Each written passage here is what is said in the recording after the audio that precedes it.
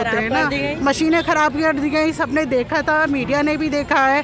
लेकिन बस मसला ये है कि मीडिया बोल नहीं पाती, खुलकर कह नहीं पाती है।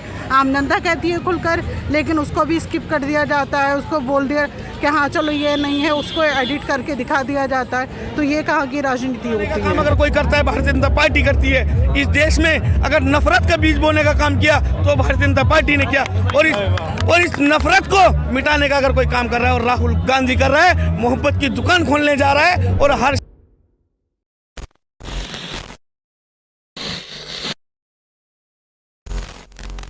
फैजान फारूकी नाम है मेरा और इस वक्त मैं मौजूद हूं संभल के चंदोसी चौराहे पर, जहां कुछ वक्त बाद राहुल गांधी अपनी पैदल यात्रा निकालने वाले हैं। उनके वॉलंटियर भी यहां मौजूद हैं और यहां पे जो जनता है, संभल की जनता है, वो उनके स्वागत के लिए पूरी तरह से एक्साइटेड है। और हम यहां लोगों से बात करेंगे। हाँ जी साहब, कब से इंतजार कर रहे हैं यहाँ पर? हमें करीब 2 से ढाई घंटे हो गए यहाँ इंतजार करते हुए। और मैं ही नहीं यहाँ पे लाखों युवा जिस तरीके से इंतजार अपने महबूब नेता का कर रहे हैं, तो मुझे ये कहने में बिल्कुल हिचक नहीं होगी कि मोहब्बत कौन करता है, सियासत कौन करता है। हमें मालूम है हमारी हिफाजत कौन करता है, और हम ने लाज रखी है बुजुर्गों की यहाँ, वरना सभी टुकड़ों पे पलते हैं। बगावत कौन करता है? ये बताइए, शायरी तो सुना दी, बताइए जो भीड़ है इतनी बड़ी, ये वोट में तब्दील होगी या नहीं होगी? वोट में भी तब्दील होगी। और ये करारी चोट भी मोदी सरकार पे 24 में करेगी। सत्ता से बेदखल करने का काम ये युवा करेंगे। इन युवाओं ने ठान लिया है। इन युवाओं ने जब जिस देश में क्रांति आई है, इन युवाओं के बदौलत आई है। आज आप देख रहे हैं लाखों की तादाद में युवा सड़कों पे हैं। मोदी जी को घबराहट, ईडी और सीबीआई, सत्यपाल मलिक के यहाँ ईडी आप भेजते हो क्योंकि वो सच बोल रहे हैं। सच सुनना तुम्हें पसंद नहीं है क्योंकि आपको दलाली और चाटुकारिता वाले लोग चाहिए। गोदी मीडिया जिस दिन 24 घंटे के लिए हमारे अंडर दे दो ना, तो 24 घंटे 20 घंटे पहले मोदी जी को और अमित शाह जी को जेल में डालने का काम करेंगे हम लोग। नहीं, वो तो कह रहे साहब, हमने काम ऐसे किया है जनता के लिए, जनता खुद हमारे पास आती है, हमें कहीं जाने की जरूरत नहीं है। हाँ, ये बात तभी तो अभी झारखंड में आपने देखा होगा इन्होंने किस तरीके से सरकार गिराने का वहाँ काम करा।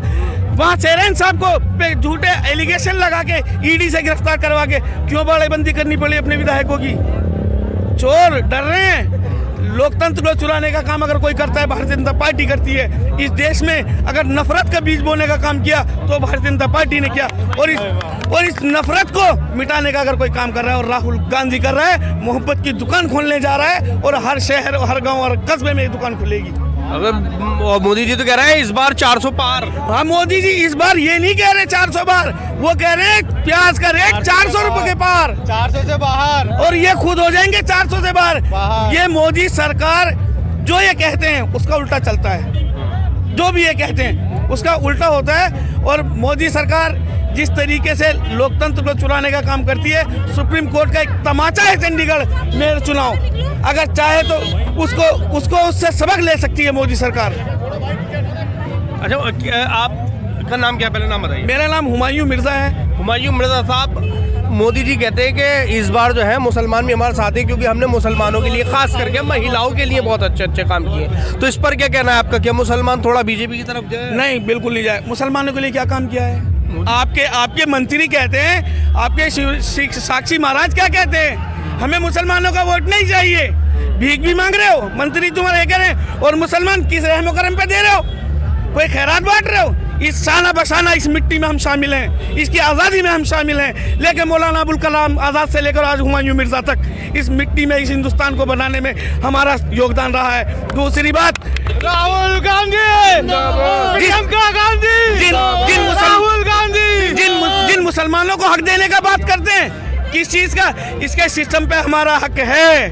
इस देश की आज़ादी के लिए ब्रिगेडियर उस्मान से लेके और फैसल हुमायूं तक डीसीपी कश्मीर ने शहादत दी है। किसी भीख में नहीं दे रहे। 5 किलो राशन दे के, या तुम जो है 2-2.5 लाख रुपए मकान के दे गए। हमने क्या किया? इंदिरा आवास की योजना फ्री मकान दिए। आप मोदी जी किस ब्याह पे मुसलमानों का वोट ले जाओगे? नरसंहार नहीं कराया? कल परसों हल्द्वानी में दंगा हुआ, क्या करा आपने वहाँ पर? शांति है। कांग्रेस तो सब गाय करती है भला, सबका भला, सब गाय किया भला उसने। ये और पार्टी है, ये जातिवाद मानती है। मोदी जी ने भला नहीं किया है? नहीं किया है, पर हमको फांसी लगाई गई है। परसों मुझे गई थी गाली दी कोतवाल ने, क्या इसको गोली मार दो इस महात्मा के, ये महात्मा नहीं झुकता है, तो ये महात्मा नहीं झुकेगा भाई। ये महात्मा तो रंगा हुआ है हड्डियों का, इसने कपड़ा नहीं पहना रंगा हुआ। कोई संत है तो मेरे मुकाबले में खुल गया आवे, कोई संत है तो मेरे मुकाबले में खुल गया आवे, या शरीर दे या शरीर ले। अपने देश का नहीं मैं बताऊँ संत की बानी, मानदाता के 72 सेना थी तो वो चुंगू ऋषि ने सभी समाज बका दी थी, तो चुंगू ऋषि भी कुत्ते बन गए थे। संत आगे वो कभी राजनीति नहीं आएगा, संत है वो राजनीति में आएगा नहीं आएगा, वो कभी नहीं आएगा। अच्छा, ये असंत आते राजनीति पे ये धन बढ़ाने के लिए, संत को कोई धन नहीं चाहिए, संतों को तो दुआ चाहिए खाली। वो कहते हैं ना मैं देश सेवा के लिए सुनो, संत भोजन नहीं खाता है, संत एक खाली भाप खाता है।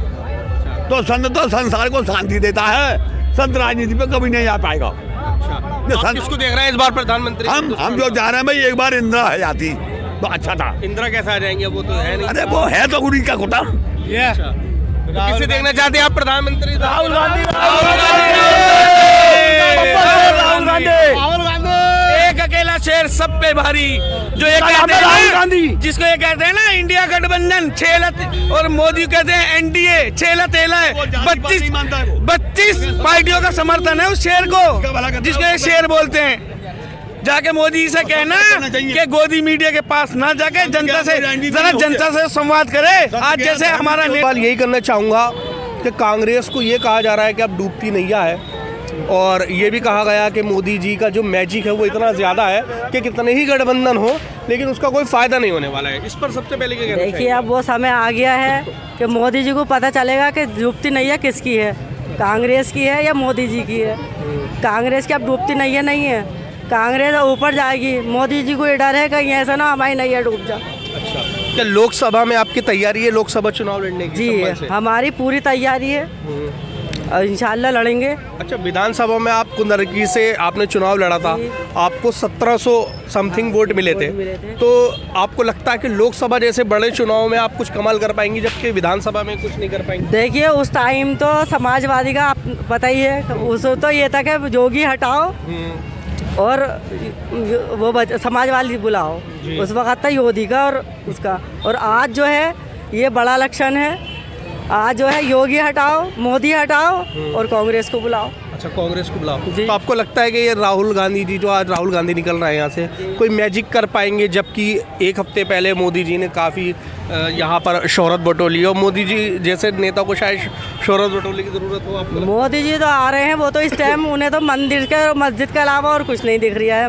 मस्जिद बनवानी है, तोड़वानी है और मंदिर बनवाना है, उन्हें इसके अलावा कुछ नहीं है। लेकिन राहुल जी जो आ रहे हैं वो हिंदुस्तान को आगे, भारत को आगे लेके जा रहे हैं। मोदी जी आगे नहीं लेके जा रहे हैं? नहीं, तो फिर 2019 में कैसे जीत गए? और अब तो उन्होंने कहा है कि अब 400 पार है इस बार तो सीट। अब ये है ना 400 पार तो जब होगा, जब टाइम तो आने दीजिएगा। ABM से जीत गए 420 से मशीनों से। अच्छा, यानी कि आपको ये क्या बैलेट पेपर से चुनाव? जी, अगर बैलेट पेपर से चुनाव आज भी करा लें, दोबारा करा लें। मैम, क्या नाम है आपका? मेरा नाम ताबा अली खान है। तो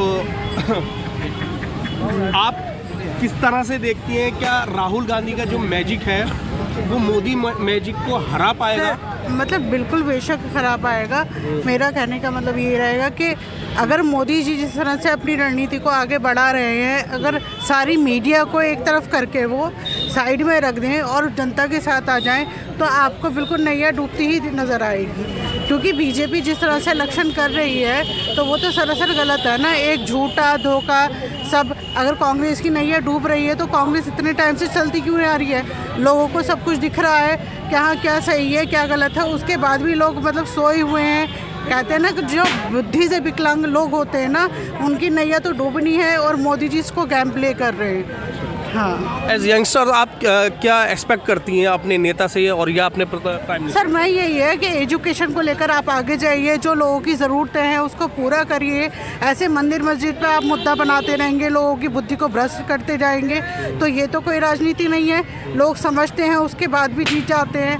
कि आपने देखा था ना लोकसभा में क्या हुआ था कि विधायक पिट के जा रहे थे, उसके बाद भी बीजेपी की सीटें निकल गई हैं। तो इतना तो लोग खुद भी समझते हैं ना क्या सही है क्या गलत है। यानी आपका कहना यह है कि कहीं ना कहीं जो चुनाव आयोग है वो भी कहीं ना कहीं इसमें शामिल है। कहीं कहीं इसमें मतलब सभी को पता है, आपको भी पता है। नहीं, मुझे तो नहीं, आपको बिल्कुल पता है। नहीं नहीं, आपको पता है, आप भी बेहतर जानते हैं, लेकिन फिर भी आपको क्या है कि आपको मुद्दे तो लोगों से निकलवाने होते हैं ना। मशीनें खराब कर दी गई, सबने देखा था, मीडिया ने भी देखा है, लेकिन बस मसला ये है कि मीडिया बोल नहीं पाती, खुलकर कह नहीं पाती है। आम जनता कहती है खुलकर, लेकिन उसको भी स्किप कर दिया जाता है, उसको बोल दिया कि हाँ चलो ये नहीं है, उसको एडिट करके दिखा दिया जाता है। तो ये कहाँ की राजनीति होती है।